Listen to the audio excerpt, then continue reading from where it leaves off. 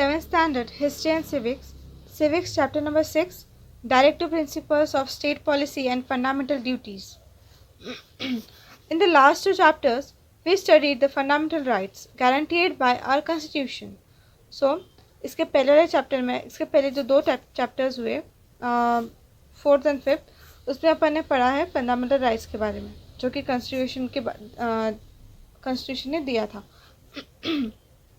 So we learned what rights Indian citizens enjoy. So अपन ने ये पढ़ा था कि कौन से अधिकार थे जो इंडियन सिटीजन्स को मिले हैं. So we also learned that our rights have judicial protection. We understood the importance of fundamental rights in our individual and public lives. So अपन ने ये समझा है कि फंडामेंटल राइट्स का क्या इम्पोर्टेंस है हर एक के लाइफ में. So with this background, we shall now understand what the directive principles of state policy are. So इस बैकग्राउंड को लेते हुए अपन क्या पढ़ेंगे इसमें directive principle of state policy. Fundamental rights put restrictions on the power of the government. तो fundamental rights government power of the government पे कुछ रेस्ट्रिक्शन डालता है. A few such restrictions upon the state are listed below. कुछ restrictions दिए हैं नीचे list किए गए हैं तो अपन देखते हैं कौन से हैं.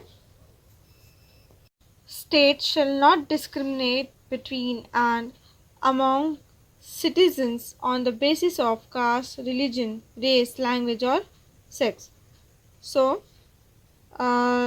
जो भी अपना स्टेट है मतलब गवर्नमेंट बोल दो या फिर सरकार सिटीजन्स के बीच में जैसे कास्ट, रिलीजन, रेस, लैंग्वेज या फिर सेक्स के चलते हुए भेदभाव ना करे. स्टेट शैल नॉट डिनी anybody equality before the law and equal protection of the law. मतलब सभी लॉ के समक्ष समान है और तथा सभी को कानून का इक्वल ही संरक्षण प्राप्त है. सब उसका इक्वल ही यूज़ कर सकते हैं. जो भी लॉज का है सभी से इक्वल यूज़ कर सकते हैं और इससे किसी को भी कोई किसी से इसको वंचित ना रखे. मतलब सभी को इसके बारे में पता चलना चाहिए कि हर कोई सभी लॉज का यूज़ कर सकते हैं और equally. No person shall be deprived of his life. मतलब किसी भी पर्सन को मतलब कोई भी किसी की भी लाइफ नहीं छीन सकता, डिस्प्राइज नहीं कर सकता, किसके भी प्राण नहीं ले सकता या फिर लाइफ नहीं छीन सकता. तो state shall not impose any religious taxes. कोई भी रिलीजियस टैक्सेस स्टेट नहीं लगा पाएगा. सो ये क्या थे? ये थे कुछ restrictions upon a state. States पे जो भी रिस्ट्रिक्शंस थे वो थे. The constitution has given express instructions to the state about what policies it should undertake. So constitution को एक has given express instruction, एक instruction दिया गया है state के through about what policy it should undertake. कि कौन सी पॉलिसीज उनके अंदर आती है और उन्होंने वो पॉलिसीज का यूज़ करना चाहिए. So this is in the nature of giving directives or guidelines about how to achieve the goals expressed in the preamble. Means how to achieve the goals expressed in the preamble. जो preamble के अंदर express किया गया है जो goals है उसे कैसे अचीव किया जाए, कैसे हासिल किया जाए, इसकी गाइडलाइन इसमें गिवन है. So hence they are called as directive principles of state policy. इसे कहा जाता है directive principles of state policy. इसको हिंदी में बोला जाता है नीति निदेशक सिद्धांत. Why were the directives included, कि ये सब डायरेक्टिव्स को क्यों इंक्लूड किया गया है. व्हेन इंडिया वोन इंडिपेंडेंस, जब इंडिया इंडिपेंडेंस जीता So we face a great challenge of establishing order and carrying out smooth administration. So अपन ने एक ग्रेट चैलेंज हम लोग ने एक ग्रेट चैलेंज को फेस किया. इस्टेब्लिशिंग ऑर्डर बनाने के जो भी चैलेंज थे, नए ऑर्डर्स बनाने के, and carrying out smooth administration, व्यवस्था को संभालने के लिए, ठीक है, इजीली अच्छे से चलाने के लिए प्रशासन को एक इजी रूप से उसको कैरी फॉरवर्ड किया. सो eradication of poverty, backwardness and literacy had to be urgently pursued. So ये सब थे, उसको क्या किया, ये अर्जेंटली इसको क्या किया, परस्यूट कर दिया, सबको दूर कर दिया. जैसे इरेडिकेशन ऑफ पॉवर्टी हो गया, मतलब भी दरिद्रता, ठीक है. देन बैकवर्डनेस, जो पिछड़ापन बोलते हैं अपन उसको हिंदी में. एंड इलिटरेसी, निरक्षरता, जो कि अनएजुकेटेड लोग होते वो, उसको इनको दूर कर जो भी अपना देश नेशन है उसको, शासन व्यवस्था को पटरी पर लाना था. मतलब ही अर्जेंटली उनको सीधे, क्योंकि अभी इसका इंडिपेंडेंट के पहले तो पटरी पे नहीं था, मतलब ही सही रास्ते से नहीं चलता था. पॉवर्टी थी उसके अंदर, बैकवर्डनेस था, इलिटरेसी था. तो अभी ये सबको उनको सही रास्ते पे लाना था. So the task of nation building had to be undertaken. So ये नेशन को बनाने के लिए, पूरे देश को बनाने के लिए, राष्ट्र को खड़ा करने के लिए फिर से उन्होंने यह टास्क फिर स्टार्ट किया, बिल्ड करना शुरू किया. For this new policies had to be drawn up. कुछ इसके लिए कुछ न्यू पॉलिसीज उन्होंने बनाई, and their implementation had to be undertaken. And उनका जो भी काम था वो फिर उन्होंने शुरू कर दिया. The goal of people's welfare had to be achieved. So people welfare के जो भी गोल्स थे वो अचीव होना चाहिए, had to be achieve. In short, India had to be transformed into a developed and progressive nation. मतलब ही India को develop and progressive nation में ट्रांसफॉर्म करना था, ठीक है, अच्छा और बनाना था. The Constitution has specified the subjects to which the union and state governments should give priority in their policies for people's welfare through the directive principle of state policy.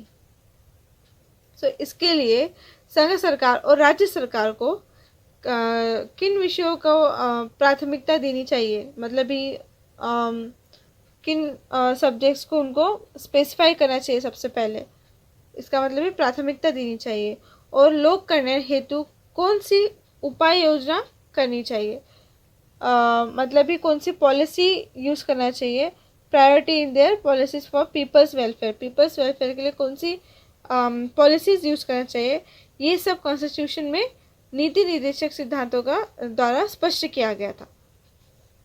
So the maker of the Indian constitution had realised that it would require a lot of resources if all these policies were to be implemented at the same time. So एक ही समय इस सिद्धांतों को राज्य की नीतियों का आधार बनाया, मतलब इसको सपोर्ट बनाया. एंड हर एक नीति निदेशक सिद्धांत में राज्य की नीति निर्धारण हेतु पर एक विषय नियत किया, एक सब्जेक्ट को निश्चित किया. So that is a reason why they did not make the directive binding upon the state like the fundamental rights. So इसलिए उन्होंने क्या किया, इसलिए उन्होंने they did not make the directive building. तो उन्होंने कोई डायरेक्टिव बाइंडिंग नहीं करी स्टेट के ऊपर, जैसे फंडामेंटल राइट्स है वैसे कोई डायरेक्टिव बाइंडिंग उन्होंने नहीं करी है. So they expected that states should implement them slowly and steadily. So वो ऐसा एक्सपेक्ट कर रहे हैं कि स्लोली और स्टेडीली अच्छे से स्टेडीली वो इम्प्लीमेंट हो जाए, अपना स्टेट अच्छे से बन जाए. So some important directive principles of state policy. The state should secure adequate means of livelihood to all citizens without any gender discrimination. मतलब ही जो अपना स्टेट है, सो स्टेट मतलब सरकार सभी को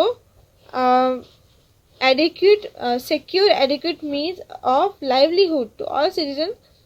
सभी को ये secure means of livelihood to all citizen को मिलना चाहिए विदाउट एनी जेंडर डिस्क्रिमिनेशन. कोई भी जेंडर डिस्क्रिमिनेशन कि ये स्त्री है पुरुष है इसका भेदभाव न करके उनको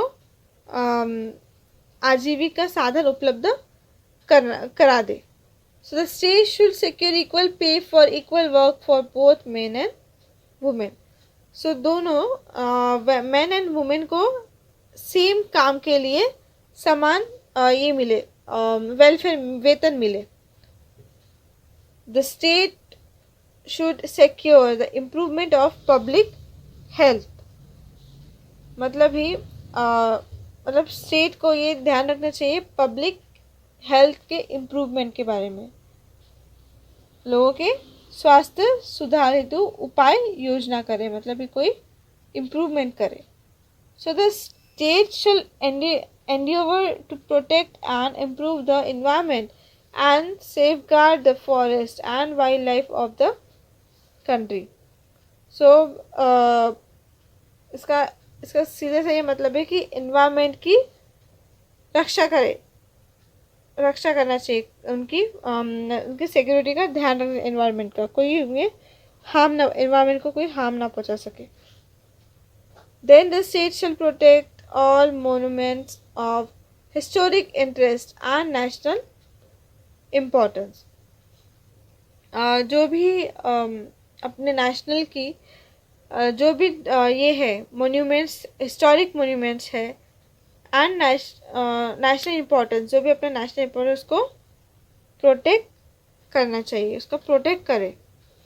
देन लास्ट है, सॉरी लास्ट नहीं है, उसके बाद भी है. The state shall promote with special care the educational and economic interests of the weaker sections of the people, especially the scheduled caste and tribes. So, state shall promote with special care the education. तो education पे खास ध्यान रखा जाए and economic interest पे भी of the weaker section, जो भी वीकर सेक्शन के लोग होते हैं उनके इकोनॉमिक इंटरेस्ट पे खास ध्यान रखा जाए, उनको प्रमोट किया जाए टू द पीपल, स्पेशली जो एससी कास्ट वाले होते हैं, एससी कास्ट वाले होते हैं, उन पे खास करके ज़्यादा ध्यान रखा जाए और उनको प्रमोट करा जाए.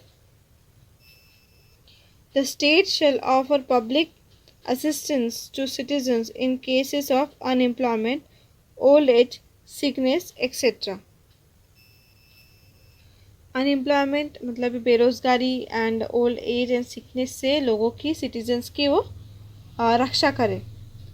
The state shall secure a uniform civil code applicable to the entire country.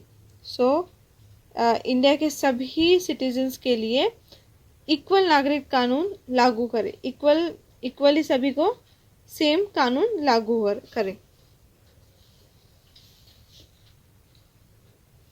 Directive principle of state policy and fundamental rights are two sides of the same coin. Directive principle और fundamental right ये दोनों भी एक ही सिक्के के दो पहलू हैं. Due to fundamental rights citizens get the most needed liberty, while directive principle of state policy create an atmosphere conducive to growth of democracy.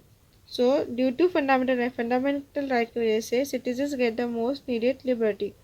सबसे जो भी मोस्ट नीडेड चीज़ रहती है, लिबर्टी रहती है, राइट्स रहते हैं, वो फंडामेंटल राइट्स की वजह से सिटीजन्स को मिले. So directive principle, while directive principle of state policy की तरफ से उसकी तरफ से क्या हुआ, एटमॉस्फेयर क्रिएट हुआ, क्रिएट एन एटमॉस्फेयर करने से जो ग्रोथ ऑफ डेमोक्रेसी के ग्रोथ का मतलब है लोकतंत्रता के ग्रोथ का एटमॉस्फेयर बना. So even though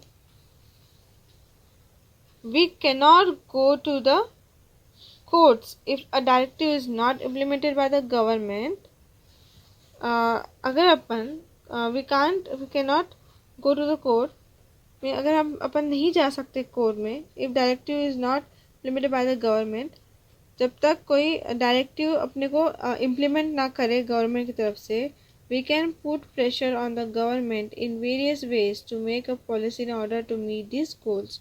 So अपन गवर्नमेंट पे प्रेशर डाल सकते हैं वेरियस वे से. ठीक है, we can put the pressures on the government in various ways to make a policy बनाने के लिए in order to meet this goals. Fundamental duties की तरफ आते हैं. तो fundamental duties in a democracy, citizens have a dual responsibility. Democracy के time पे सिटीजन्स के तरफ दो रिस्पॉन्सिबिलिटी होती है. So they should not only be vigilant that their rights are not unfairly restricted, but should also fulfill some duties and responsibility. So they should not only be vigilant that मतलब उनके जो भी हक है, rights है, वो unfairly restrict किया गया है, वो सिर्फ इसलिए इस पर ही ध्यान नहीं देते, but should also fulfil some duties. वो अपनी ड्यूटीज़ और रिस्पॉन्सिबिलिटी भी फुलफिल करते हैं. So the constitution has made several provisions through the fundamental rights and the directive principles of state policy for the people's welfare. मतलब constitution ने several provisions बनाया है through the fundamental rights and the directive principle of state policy.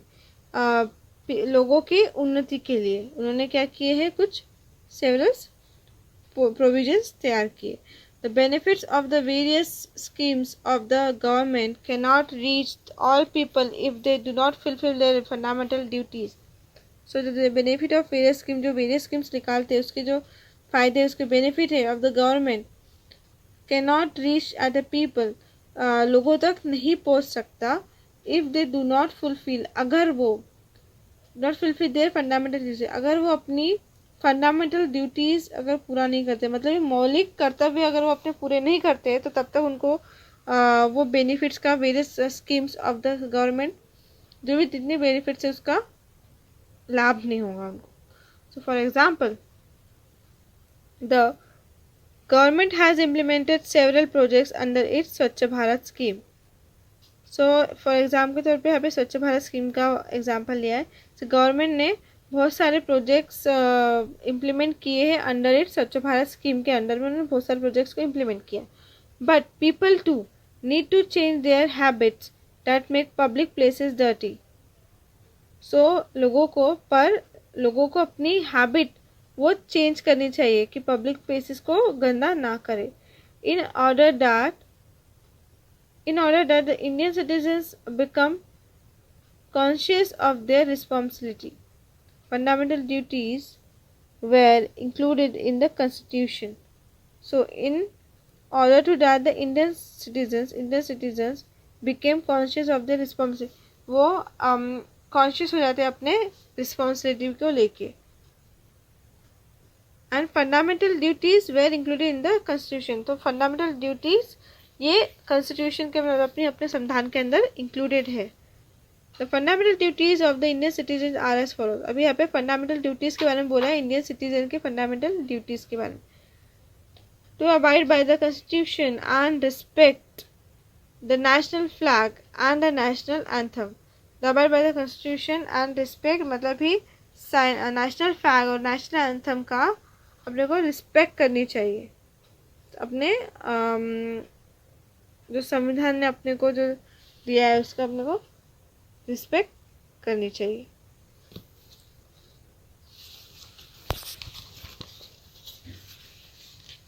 Then to cherish and follow the noble ideals which inspired our national struggle for freedom. मतलब देश की जो भी Nobel ideals है, प्रभुता, एकता और अखंडता को संरक्षित रखते हेतु प्रयत्नशील रहे. मतलब ये अपने को स्ट्रगल करते रहना चाहिए. So the to uphold and protect the sovereignty, unity and integrity of India. जब भी अपने इंडिया की रक्षा करे, इसे प्रोटेक्ट करे और देश की सेवा करे. And to defend a country and to render national services when called upon to do so. मतलब ही to defend a country, defend country को डिफेंड करना चाहिए and to render national service में call upon to do so. So जब भी कोई national service आपको बुलाती है तो जाना चाहिए, उनकी हेल्प करना चाहिए. To promote harmony and the spirit of common brotherhood transcending diversities, to renounce practices derogatory to the dignity of women. मतलब सभी टाइप्स के जो भी भेदभाव को भुलाकर एकात्मता में एकात्मता से रहना चाहिए, मतलब एकजुट होकर रहना चाहिए और बंधुता की भावना को वृद्धिहीन करे. मतलब ही to renounce practices derogatory to the dignity of women. Then to value and preserve the rich heritage of our composite culture. मतलब अपने composite culture को preserve करके रखे. To value and preserve the rich heritage of our composite culture.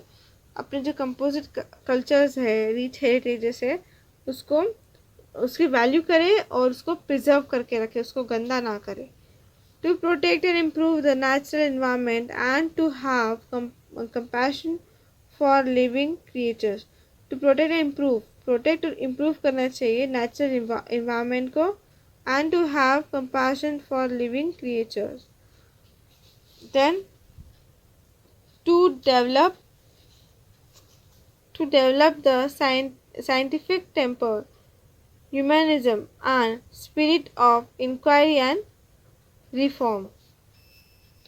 मतलब ही scientific temper मतलब क्या होता है, वैज्ञानिक दृष्टि, और ह्यूमैनिज्म मतलब ही मानवतावाद and spirit of inquiry and reform. मतलब अपने को ये सब को डेवलप करना चाहिए, फिर से रिफॉर्म करना चाहिए. So to safeguard public property and to एड्योर वायलेंस. मतलब ये जो पब्लिक प्रॉपर्टी है उसकी रक्षा करना चाहिए, उसको सेफ से रखना चाहिए और हिंसा का त्याग करे, मतलब ये वायलेंस का त्याग करे. To strive towards excellence in all spheres of individual and collective activity so that the nation constantly rises to higher level of endeavour and achievement. मतलब ही देश की एक्सीलेंस, स्ट्राइव टूवर्ड्स एक्सीलेंस, देश के एक्सीलेंस की तरफ in all sphere of individual and collective activities, जितने भी अपने कार्य है देश के उत्तरोत्तर उन्नति होने के लिए, व्यक्तिगत और सामूहिक कार्य, सामूहिक मतलब ही जो कलेक्टिव एक्टिविटीज़ होती है, मतलब ही सामूहिक कार्य में श्रेष्ठत्व पाने का ट्राई करे, मतलब ये प्रयास करे. So every citizen of India who is a parent or guardian should provide opportunities of education to his or her child or ward between the age of 6 and 14 years. मतलब 6 और 14 years के बीच में उनके जो बच्चों को अपने अभिभावक शिक्षा के अवसर उपलब्ध करा दे, जो भी उनको एजुकेशन दिला दे. कोई भी हो, गार्डियन हो, पेरेंट्स हो, तो उनको 6 से 14 ईयर्स के 14 ईयर्स तक एजुकेशन देना ज़रूरी है, बच्चों को एजुकेशन देना ज़रूरी है. सो नीचे एक क्वेश्चन दिया है, which of the fundamental duties are not being followed in the situation above. इसका मतलब आपके विचार अनुसार तो जो भी पिक्चर्स दिख रहे हैं उनमें से किन कर्तव्यों का पालन नहीं हो रहा है. सो आपने तो अभी लेसन समझ लिया कि उसमें क्या क्या है, फंडामेंटल ड्यूटीज़ भी देख ली कौन सी तो आप सोचिए अभी इनमें से ऐसे मतलब कौन सी ड्यूटीज़ का कोई फॉलो नहीं कर रहा है, कौन सा सिचुएशन में कौन सी ड्यूटी फॉलो नहीं हो रही है। ठीक है, तो आप इसमें से सोचिए और फिर बताइए। At the beginning of the civic section, we got introduced to the goals and characteristic feature of the Indian Constitution. So, civic section के starting में, at the beginning में, we got introduced, अपन ने goals and characteristic features of the Indian institution के बारे में पढ़ा, introduce करवा लिया. So, we also considered the rights of the Indian citizens and the legal protection granted to these rights by the Constitution. So we understand the directive principles of state policy. अपन ने क्या क्या पढ़ा? Directive principle of state policy, then rights by the constitution, then legal protections. So fundamental duties of Indian citizens, ये सब अपन ने पढ़ चुके अभी तक से. So next year we shall study the administration of our country. So next year upon administration of country के बारे में पढ़ेंगे. तो अभी अपन इसकी कुछ एक्सरसाइज देख लेते हैं. क्वेश्चन नंबर 1 है, list the restrictions on the powers of the government. So इसका आंसर है पेज नंबर 83 पे. यहाँ से जो भी पॉइंट्स है, येलो पॉइंट, ये पॉइंट 1 2 3 4, ये चारों पॉइंट आपको लिखने के कि उन्होंने कौन से रिस्ट्रिक्शन लगाए हैं स्टेट के ऊपर. ठीक है, तो ये इसका आंसर क्वेश्चन नंबर 1 का. क्वेश्चन नंबर 2 है, से येस और नो. बस हम लोग येस और नो बताने गए. सो फर्स्ट का है येस, सेकंड का भी येस, थर्ड का भी येस एंड फोर्थ का भी येस. इसके चारों पे आंसर येस है. देन क्वेश्चन नंबर 3 है, टेल वाई का जो फर्स्ट क्वेश्चन है उसका आंसर है, टेल वाई बताने का है, the state shall protect all monuments of historic interest. So because it is the duty of the state to preserve our rich and varied natural heritage. तो this is the answer. ठीक है, so फिर 2 दिया है, pension scheme is implemented for old people. Why? because there is a directive principle that the state shall offer public assistance to citizens in cases of unemployment, old age and sickness. So this is the answer.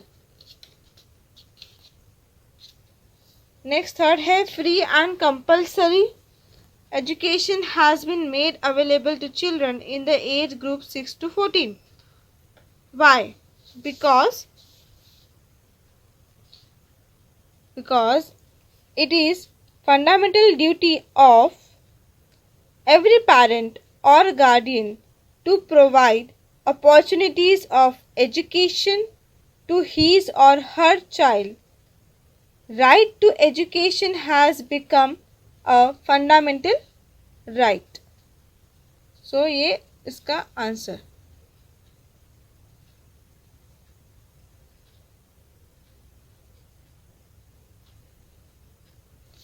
सो अभी question number 4 है, right and wrong, मतलब से right और wrong, correct and right the wrong ones. First है right, second है right, third है wrong. Third wrong है तो इसको करेक्ट करना है. टू कैर्व और paint our names on the walls of a historic place like a fort. तो ये आंसर गलत है. सो इसका आंसर क्या है, टू एड्योर फ्रॉम कार्विंग और पेंटिंग आर, फिर यहाँ से painting our names on the, फिर ये लिखने का आपको, on the walls of historic place like a fort. ठीक है, पहले इतना लिखेंगे, आर्ट्स के बाद से जो names of on the walls वगैरह वो लिखेंगे. Then to give lesser wages to women than to men for the same work. No, this is wrong. So क्या आएगा सही, to give equal wages of women and to men for the same work. Fifth है right. Then question number 5 का 1 है, इसका answer है page number 83 पे, right side में यहाँ से स्टार्ट होगा उसका answer, the state should say. तो जैसे जो जो आपको अंडरलाइन करके दिख रहा है वो ही आपको पॉइंट बना के लिखने हैं। सो ये फर्स्ट पॉइंट हो जाएगा यहाँ तक, देन यहाँ से यहाँ तक हो जाएगा सेकेंड पॉइंट, देन यहाँ से यहाँ तक हो जाएगा थर्ड पॉइंट, एंड यहाँ से यहाँ तक हो जाएगा फोर्थ पॉइंट। सो आपको लिखना पड़ेगा हैव बीन मेड। लास्ट में ट्राइब्स के बाद में लिखना पड़ेगा आपको have been made. Then question number 5 का 2 देखते। इसका आंसर है सेम पेज नंबर पे 83 पे, यहाँ से स्टार्ट होगा। आपको फर्स्ट पॉइंट यहाँ से यहाँ तक लिखना है, ठीक है। ये हो जाएगा फर्स्ट पॉइंट यहाँ से यहाँ तक। देन इसके बाद ये जो आपको पॉइंट दिख रहा है, ये वाला point, the state shell promote, यहाँ से तो यहाँ तक, मतलब ये 2 पॉइंट्स में है इसका आंसर, यहाँ से तो यहाँ तक, ठीक है। एंड इसके बाद में भी है, मतलब यहाँ वो फर्स्ट पॉइंट, ये सेकंड पॉइंट, यहाँ से यहाँ तक सेकंड पॉइंट हो गया। देन इसके बाद एक थर्ड पॉइंट है जो कि इधर लिखा है। सो क्या लिखा है थर्ड पॉइंट?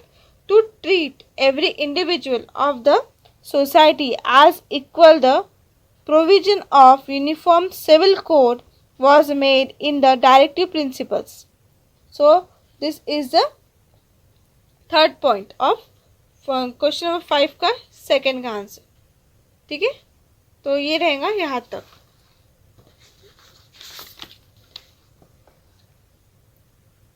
तो क्वेश्चन नंबर 3 का आंसर देखते हैं। क्वेश्चन नंबर 3 का आंसर है,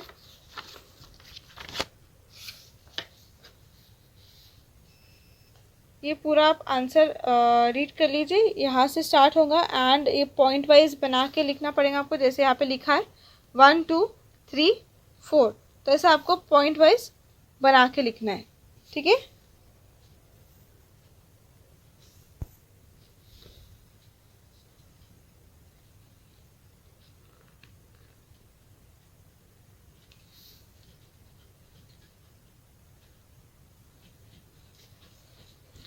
देन इसके बाद आता है question number 6। So question number 6 का आंसर भी यहाँ पे लिखा है, इसको रीड कर लेते हैं। क्वेश्चन नंबर 6 का answer, the citizens can conserve the environment bye avoiding the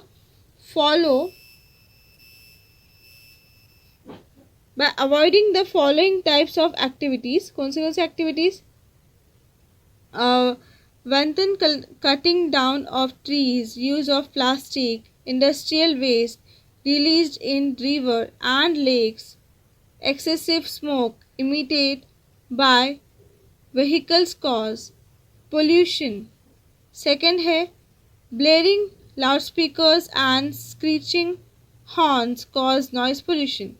Third, pollution disturbs the balance of nature and causes harm to the environment. Fourth, it also adversely affects the health of people and animals. Fifth, it is a fundamental duty of every citizen to protect and improve our environment. So ये है question number 6 का answer, okay.